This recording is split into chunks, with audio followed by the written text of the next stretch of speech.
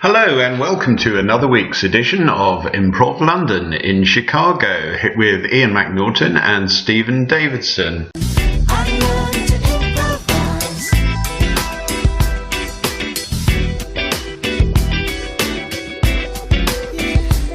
So week 4, it's come around pretty quickly, hasn't it? How's week 4 been for you? I really liked it. It was a lovely week. I had a fantastic teacher, and the whole level of everything going on seems to be rising rapidly, which I really enjoy. Yeah, I'd agree with that. This week we did the Herald, which for those who don't know is a really sort of common format in America. I think it's probably less well known in London, although there are people like the Free Association doing more of it, but I think it's spreading and it goes way back. Del Close came up with it in the 80s or maybe early 90s, I'm not sure. So who was your teacher this week? I had Colleen from Dummy, who was absolutely fantastic. She's the co-artistic director of IO West. Oh, okay. And she really knows what she's doing. Fantastic, yeah. Loved her.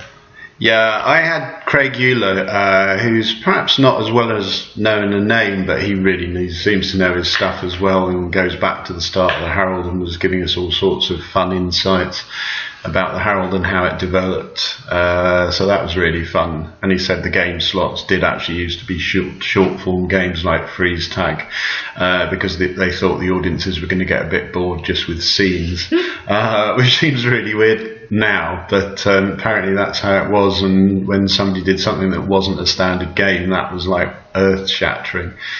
And he also said what we were doing now was sort of like way beyond what even the sort of really legendary Herald teams were doing back in 1999 and so on. So really fun. Had a great week. So it's evolved. Yeah, it has That's evolved. Cool. Yeah, and I'm really liking that, and I'm sure it'll continue to evolve, or perhaps people will go back to doing some of the old stuff just because it's different. Well, I think short form probably is never going to go completely away because it's just more accessible and better known by wider audiences. Sure, so yeah. I kind of like the idea of putting it into a long form show like that. And in fact, they still do that here sometimes with freeze tag. Yeah, it seems to be really quite common. In the nights where we've had several Herald teams, they'll quite often throw in a game of freeze tag with the cast from both Herald teams. Yeah. And the other one is where they do a dream thing. That's something I've seen a bit, like last night. Yeah, it's sort of almost like playback theater. Yeah. Where they get an audience member up on stage, they ask them a whole lot of details about their day and their relationships, and then they present their idea of what a dream might be, which references a lot of the stuff that the audience members had. Yeah, exactly, and I must have seen that 4 or 5 times while we're over here in Herald Nights, because I have been seeing quite a few Heralds. So what particularly did you do when you were doing the Herald with Colleen? We worked on getting first beats out of different kinds of openings. So we did many different styles of openings, which was very exciting. And then we did a whole lot of organic openings, which I loved. And we worked on pulling ideas in a non-premisey way for the first beat. Yeah. This was the thing that I really loved about this week in the IO style, because I've done Heralds in the sort of FA, UCB type style, where every single beat from the very first scene, you're going out to initiate a premise that you've pulled. As opposed to building it organically. But Colleen was really emphasizing that for the first beat especially, go out with an idea that's a feeling or a concept or even just a tangential link to the opening, and let the scene build organically in a patient kind of way. That's nice. And then you start to use your kind of premisey linking things up brain in the second beat, which I really, really like. Just because to me, starting with premise right from the beginning makes it start to feel like improv by the numbers. Yeah. Or like it's just a slightly poorly written sketch show. Yeah, no, I totally relate to that. I did the Free Association Harold course as well and had great fun in that, so I'm not going to slag that off. But yeah, it did at times feel a bit mathematical. Yeah. Craig also talked about making the first beat stuff more organic because it could get premisey and stuff, and we kind of worked on that too. Just some sort of theme perhaps that had emerged from the opening rather than a specific premise, and then yeah, like Colleen said to you, you can start getting a bit more premise driven later if you want to, although not all the ones we did this week did, but they're all cool, and that's kind of what I like about it, is that it can take many forms. Yeah. And it does develop organically. I feel like linking second and third beats by premise is just the thing that you'll do automatically if nothing else fun presents itself. That's a good way to think of it. I like that, yeah. Yeah, like if there isn't a really cool character or a scene with really clear beats that would be fun to map onto something else, sort of premise is the default, oh, I don't know what to do, so I'll take that fun thing forward. Sure. Yeah, we also had this thing this week where we'd maybe come up with a theme early on and then it would morph into another theme later on in the piece, and Craig talked about smooshing those two themes together, which was, you know, rather than two premises or two characters together, you could crash two themes together and all sorts of ways you could do it, and we did some really fun exercises and stuff. Because I'm not sure how you did it, but we kind of got introduced to the Harold gradually, although it seemed we'd actually done a full one quicker than most of the groups, just chatting to people. So we started doing openings, which we'd sort of done in some of the previous weeks, a bit in week one, some of the stuff in week two, and then doing some scenes off that. And then we started getting it, so we split the group in two, but everybody was up on stage. And one side looked after the scenes while the other side looked after the games and stuff. So it kind of meant you weren't having to think quite so much, because I think the Harold can fuck your head a bit. It can. We did some similar things where different people were responsible for different bits of the Harold. I actually found it easier to just be in and go when I was compelled to go. The way that Colleen did it, she had us number off 1 to 16, and then for every game and scene, she would call numbers of people that would do that. Right. So you had to jump in and do the next beat of that or the group game. And it was a really interesting way to learn, and I think the thing she was trying to emphasize was that everybody's responsible for every beat and you should always be ready to jump in. Yeah, totally. I think that's what you're working towards. Yeah. Everybody has to be willing to. Which is another thing that's a big thing I found with the Harold, is remembering it all. And remember it, because like you're like, right, I've got to work out what I'm going to do at the start of the scene, and then you miss something going on in somebody else's scene, or you can't remember which was which beat. And we did say you could swap orders of the strands, but yeah, ideally it should go first scene of the first beat is the first one of the second beat, which is cool. But I think I saw one of the house teams cock that up. I can't remember who it was, and it doesn't really matter. No, I think as long as you're staying true to the spirit of the form and the way that things are linking and the themes and having fun, it's completely fine. I found that for remembering all of the opening beats, group game stuff, it's easiest when we do more abstract openings and games, like when we've had organic openings and then the games are sort of like second and third beats of that opening where you're just throwing yourself in really physically. It's like a different bit of you is remembering that to the bit of you that had to remember the scenes, and I find it's just much easier to mentally keep track of things if they're separated that way. Yeah, that's really interesting, what makes stuff stick in our memory. We did an interesting thing that Craig called Organimorph, which was basically like 16 organic things one after each other, and he called out a name of who was going to initiate the next one, which was cool because that kind of put you on the spot, but again it's going back to everybody's got to be doing it in each beat. And then what he did was he made us replay them, only the person who initiated each game had to be somebody different from the person who'd initiated it originally. So there was lots of role swapping. And it was a real memory test. And it was kind of weird, because when he first said, "Oh, I want you guys to replay it now," he said you can change the order, but just get the basic bits of the scenes in it. I think my first reaction, and also of other people in the group having chatted to them, was, we're never going to do this. I can't remember more than 2 of what happened. But then once we actually started doing it, it did work. And we talked about why it stuck in memory, and I think it was to do with big, bold movements, so partly the physicality. And yeah, it reminded me of something we did with Katie last week, where we had to replay scenes, which was a cool exercise. So if you had a 2-person scene, another 2 people replayed that scene, possibly a bit later. That was less physical, but you could still have movements in it, maybe big emotional things also stuck in people's minds. So very fun way to do it. Yeah, I've had a great week. Been quite tired, because I think it has been the most mentally taxing week for me anyway. But how much that's to do with it being 4 weeks in, I don't know, because I think a lot of people were quite tired this week. They were. Well, I feel like it also just has to do with how much of the information is new to you. In my group of 16, there's 3 people who had never done a Herald before. Oh, wow. And 2 of them have drama degrees. So for us, I think the energy stayed reasonably high. But I think if you had a lot of beginners who were just struggling to absorb all of this, it would be much more taxing. Yeah, I can see that.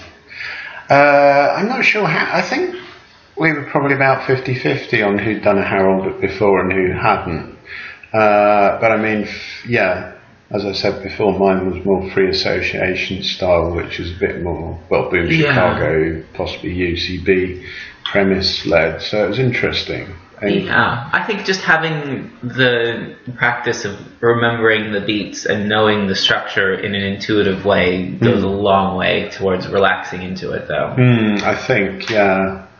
We did some super connections and bringing stuff back in. It was really fun, but I'm getting the feeling it is just going to be a matter of doing the hard reps to really get better at it. So if we can find a way to keep this going in London, that would be super cool. Yeah, Craig was enormously high energy, which was great. Also, perhaps why we were so tired, because he kind of wouldn't give us anything.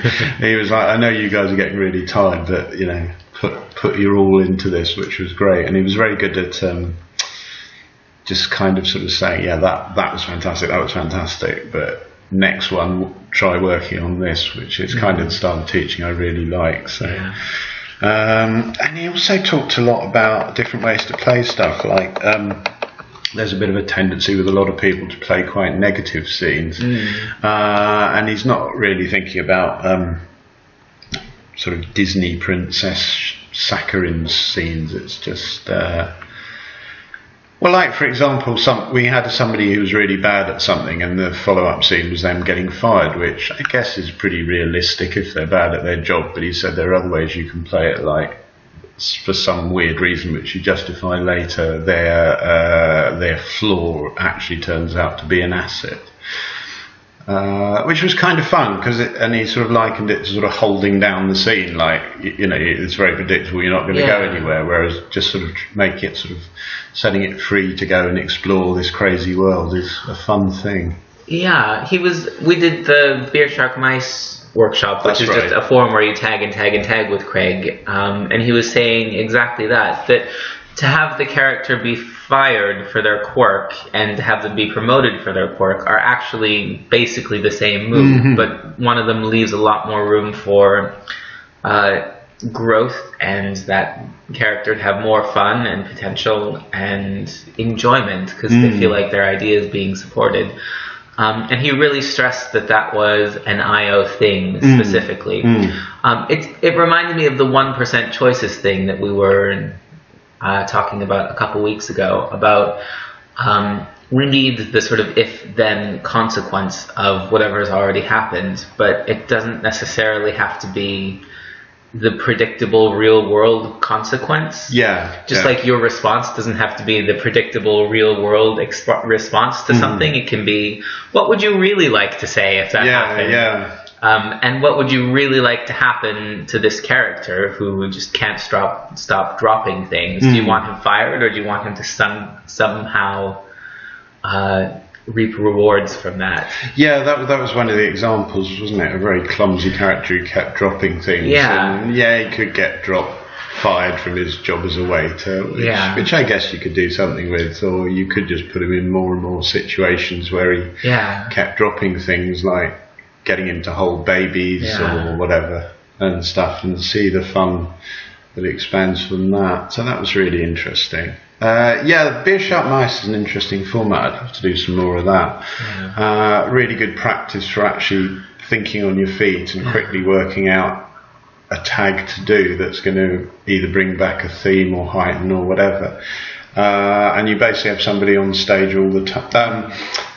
You start with basically a two-person scene, and then somebody gets tagged out, but the other person always remains, so there's no sweeps or anything.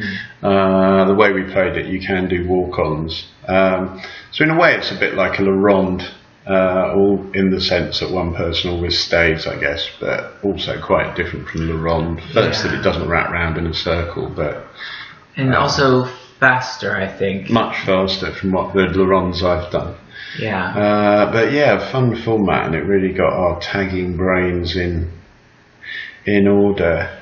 I think that's quite a theme, because even if I don't go away and do BeerSharkMice or a Harold, there's a lot of ideas about picking out themes, working out premises, and sort of playing them that will translate over to other stuff like montages and Armandos. But I'm actually really getting to enjoy the Harold and see it done well.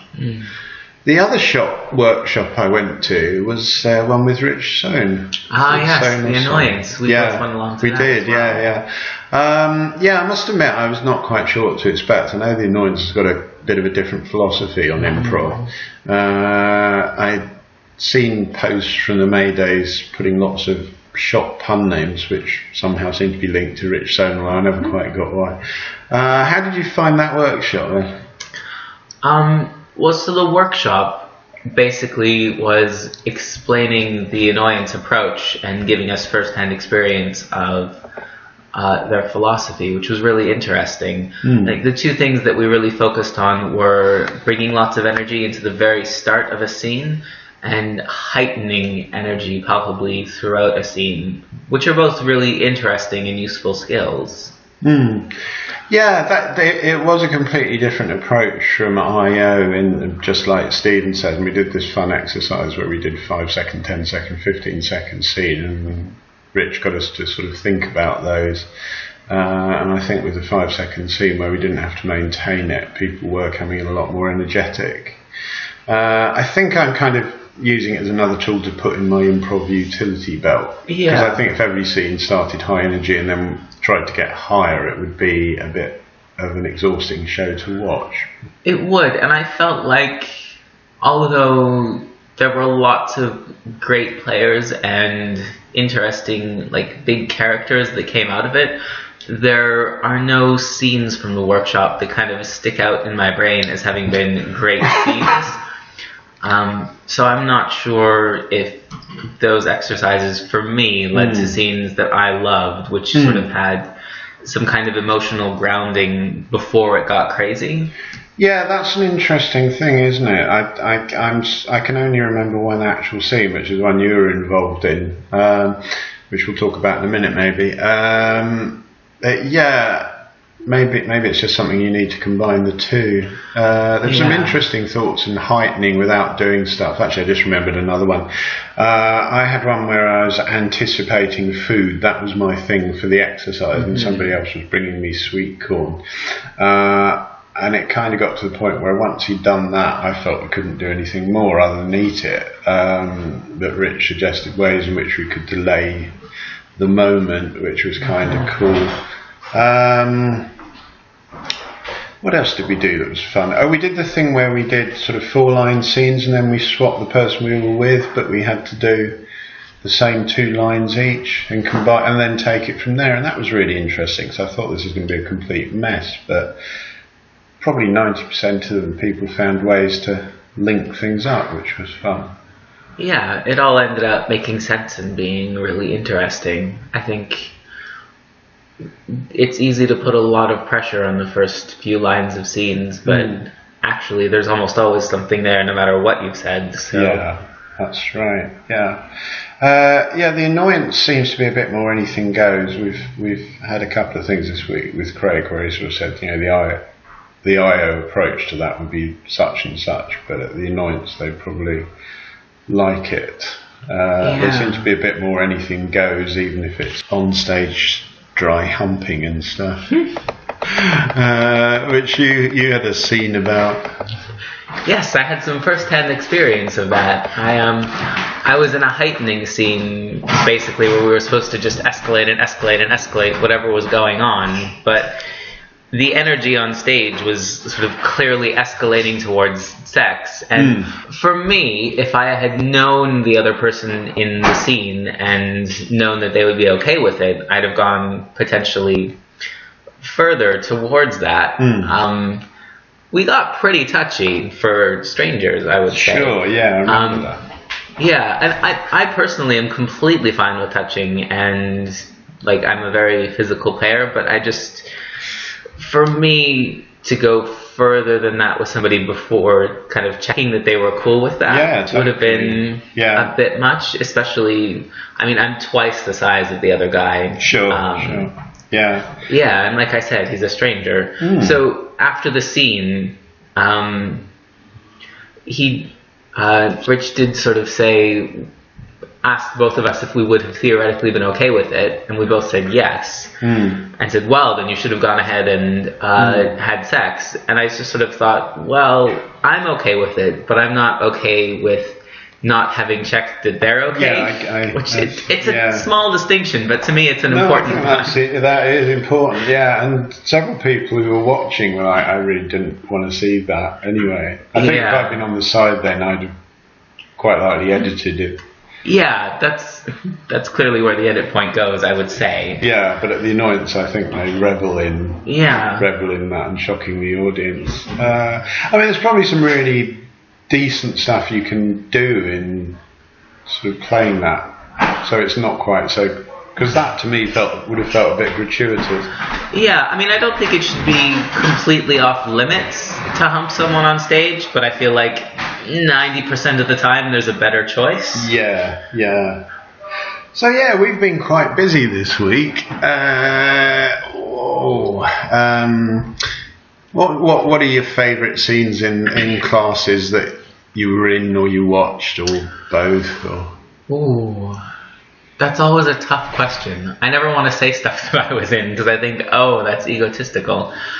I feel like my whole team did a great job of the form and letting things evolve. And this week we've gotten a lot of side coaching and notes as we went along, as opposed to feedback at the end of the week.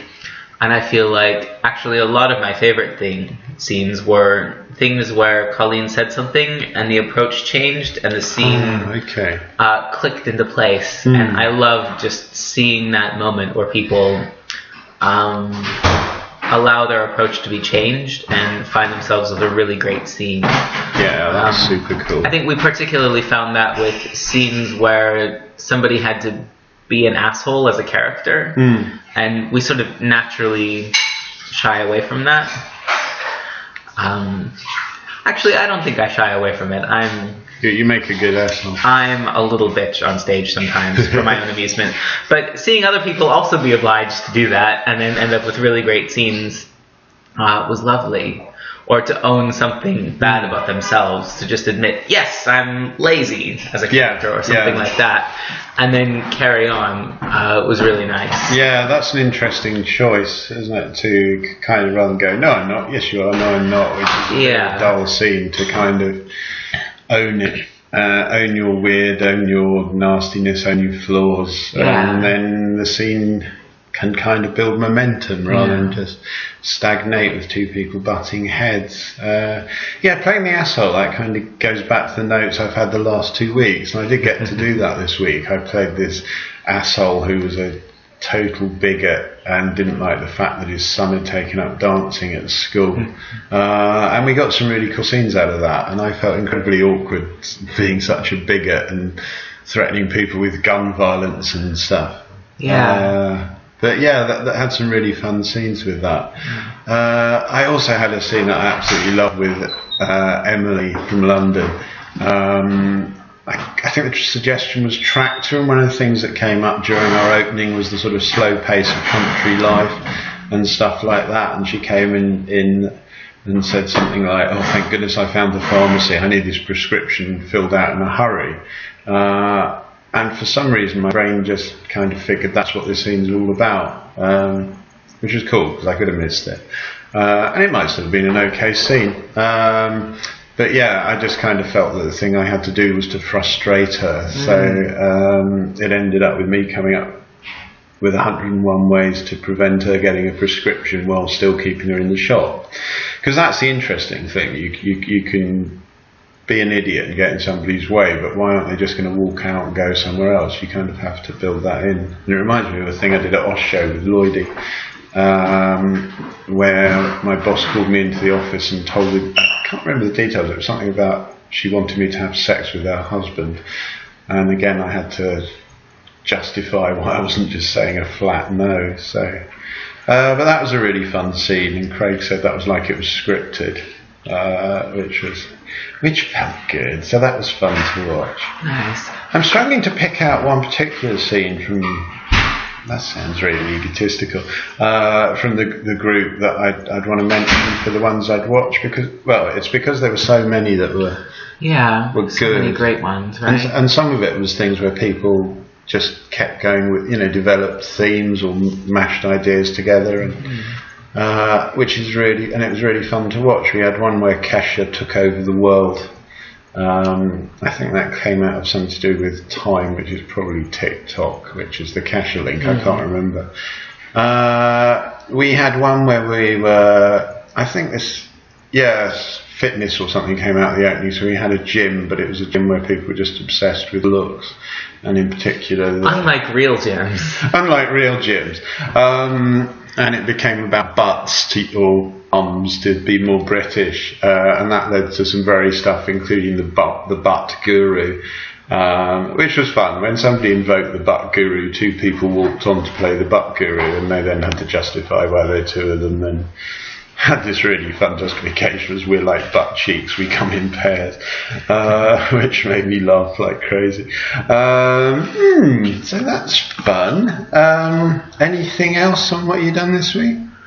I was just remembering, Colleen had a really interesting thing to say about playing assholes or people with points of view that you really don't agree with. And she said, you can play anything, but you have to play it in such a way that nobody's going to come up to you after the show and say, thank you for saying that thing about Filipinos. I feel the same way. And to me, that was really a great note, just that nothing is off limits, but we need to make sure that everything is done in a sensitive, kind of aware sort of way. I like that. Yeah. So you can have a horribly racist character, but it needs to be clear that it is not okay in that world, and perhaps they get their comeuppance somehow, or learn a lesson, or Yeah, in the one where it's clear they're a bad guy. Yeah. No, I think that's really, really good. In the one where I was the asshole, I got my comeuppance. So, and then I had my epiphany moment with my son. When I watched him dance, which is all rather cool, because we didn't talk about it on the sidelines. It was all just came organically, which was really cool. Right, what have you done in terms of shows and stuff? This is where we get confused about where the week starts. This has been a great week for shows, actually. I've seen lots of stuff I loved. Colleen played with Dummy, and I love them. It's a really nice two-prov where the first 25 minutes was just a chat scene, basically. Yeah, just two people. And then they started breaking off and sort of exploring their world and being other characters. But they'd set up such a beautiful platform and paced it so beautifully. It was really captivating. Yeah, I love that show too. Did a workshop with Colleen and Jason, who's the other person in Dummy, in London. I think it was last summer, and they talked about the different plates you keep spinning, and I've forgotten the third one, but one is kind of the difference between you, but also you need to keep going, that something that there's some commonality, because if you're just two vastly different people, why are you spending time together? And I could really see that this week watching them. And the Harold team on before them, which were called Devil's Daughter, were probably my favourite non-legend status Harold team. Yeah, they were fantastic. They did this cool thing where their second beats were all monologues, which apparently is just their form and something they do. But it was really interesting just to see Harold reinterpreted in that way, and it worked really well. And it sort of delineated the whole thing in a really interesting way, because they had to pull a theme from the first beat in order to have something to talk about in the second. Yeah. And as a 9-person team, that meant that everybody was in either the first or the second beat. That's true. Without any elbowing. Yeah. Which is also nice. I saw them again last night because I enjoyed them so much when I saw them with Dummy last Tuesday. And they did the same thing, although I think there were only 7 last night, so there were people who hadn't been in the first scene, but they still did the monologue second beat, although one of them did it as a public toilet, which was really fun and did make sense in context. But yeah, that was super fun. Another Harold team we saw this week was Chaos Theory, which was fabulous. They're a more well-known Harold team with people like Tara DiFrancisco and Rance Rizzuto. But that was excellent. Did some really cool conceptual stuff. Yeah, that was a great show. Man, I've seen so many. Were you at 3-Peat? I wasn't at 3-Peat on Monday because I was going to go and see Sand at Quench's, but I messed the timings up. Alas, they were great again. Man, I saw TJ and Dave again this week, and of course they were good. I saw Here with Tara and Rance again. Yeah, of course they were fantastic. That was such a good show. Suggestion of alpaca, and they were talking about freedom and freeing yourself and stuff, which came from this initial sort of thing of this fed up alpaca who was being kept on a chain. And it was love blossoming, and again loads of conceptual stuff. Fantastic. And I think their form just kind of evolves organically every time, but that show was basically the Herald without games. Yeah, and with songs. I'm getting the feeling that the Herald can be played in so many different ways. Like we were just talking about, and with Devil's Daughter and the monologue second beat and 101 other variations. And we didn't cover all of them this week with Craig, but he did sort of give us some exercises which sliced it up differently, so that was really fun. I really like the way IO treat the Herald as a living and breathing flexible thing, as opposed to, I think, some other theatres or approaches, it becomes quite rigid and restrictive. And there's all sorts of rules about who can be in what scene and how you have to initiate and all of that. Sure. I mean, I guess maybe it's an idea if you're just learning it, but once you get past that, it is very much an evolving form, I think. Any particular lessons, quotes, or exercises that you like this week? I feel like I've talked about all of them already. That's all right. I'm trying to think if there's a few that I don't think I've talked about. I've talked about, playing the positive. You can have fun stuff rather than gloom and doom, so I won't say anything more on that. A couple of other things. One was the idea of, be aware of any habit. So if you always play doom and gloom, or never go on first beat in a Harold, to be aware of that and try and shake it up a bit. Also the idea, which came up particularly in the opening and group games, where we all started chanting, because that can be a way of hiding, as Craig calls it. It reminded me of something Mike O.T. from Free Association said about if somebody initiates as a bird flapping in the middle of the stage, don't just come on as another bird, because that's not really adding anything, but come on and give some context or add to it in some other ways. But yeah, that was a repeat of that, really. And finally on this section, the idea that as long as you're sort of being inspired and ambitious and trying something, the audience isn't going to walk out, even if it doesn't go as planned. Where they're more likely to do that is if you're just playing really sort of dull, safe, uninspired stuff, which I think is a cool point, because there have been a couple of shows I've seen where I like, they kind of seem like they're going through the motion a bit, and the shows I've enjoyed has been the ones like Three Peat, where they're clearly having super fun with that. And each other. So actually, I really liked in Craig's workshop the idea of being aware of sharing stage time. And for me, I do sometimes get excited and jump in quite a lot, especially if it's taggy type stuff, just because there's always so many ideas that present themselves. And he was talking about monitoring that in different ways. So for me, I would sort of just instinctually think, I've been on a lot, and start letting stuff go by in the hopes that other people will jump in and take it. But actually he was saying find excuses to get them in. So I ended up taking somebody's character back in because I noticed that they hadn't been on in a while and weren't jumping. And in BeerSharkMice, he was saying that it's our job to make sure if somebody hasn't been on in a while and they get on, that you tag the other people out a few more times, so and make sure that they get that stage time. And I think it's also just a nice way of keeping the form flexible and following either character forward. So the person who's had less stage time, their character might not be the obvious choice for who to keep.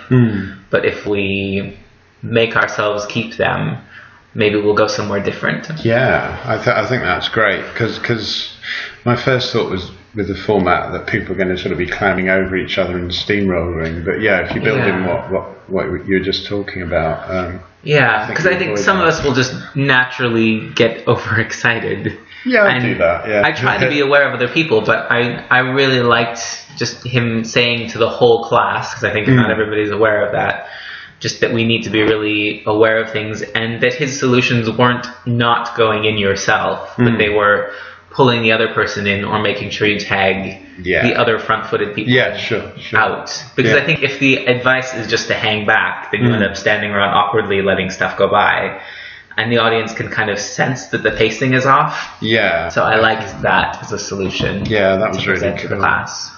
I just remembered I did see a couple of other shows this week. I saw Tone, which Stephen saw last week. They are coached by TJ and Dave. I thought they were good, but not quite as good as I was hoping. And a couple of people who'd been there the week before said they thought they'd been better last week. But well worth going to see. There's such a plethora. This Monday, just sort of remembering which week was which, my friend Akbar did the monologues for the Armando. He's here as a student, like the rest of us, but he's from Pakistan, where they're just getting an improv scene off the ground. They have 3 groups in their town. But he was talking a lot about the risk of doing improv there, and because the improv scene is tied in with the art scene and the comedy scene and feminism and all of those fun lefty things, being part of that community automatically makes you a target. So he told a story about the person who'd given him his first opportunities in that scene. She was shot last year. Wow. And I felt like that show was probably one of the deeper and more meaningful things I've seen. And after, I think, weeks of fast and hilarious stuff, I feel like I was really craving it, and I think a lot of other people were really craving something real and meaningful. The show was fantastic. The scenes were sort of a mix of heavy and very, very light.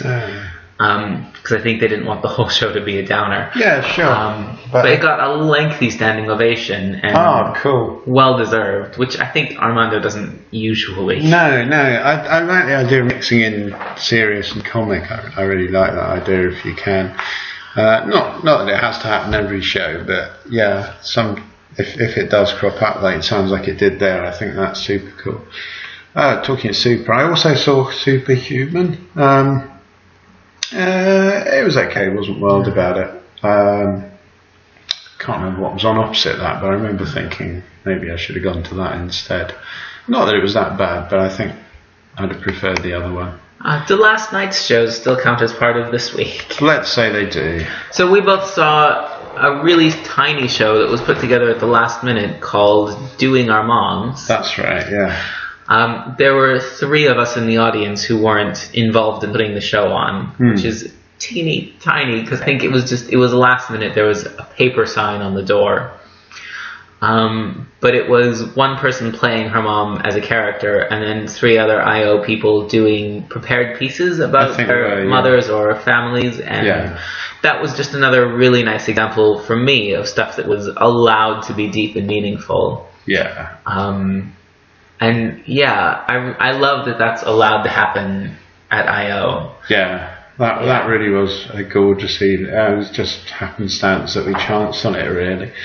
What else? So that was a really fun show to see. And then I went on to see a couple more Herald teams, one of them being Devil's Daughter, who again were excellent. What did I saw something the other night. It'll come back to me. Because now it's that moment you've all been waiting for.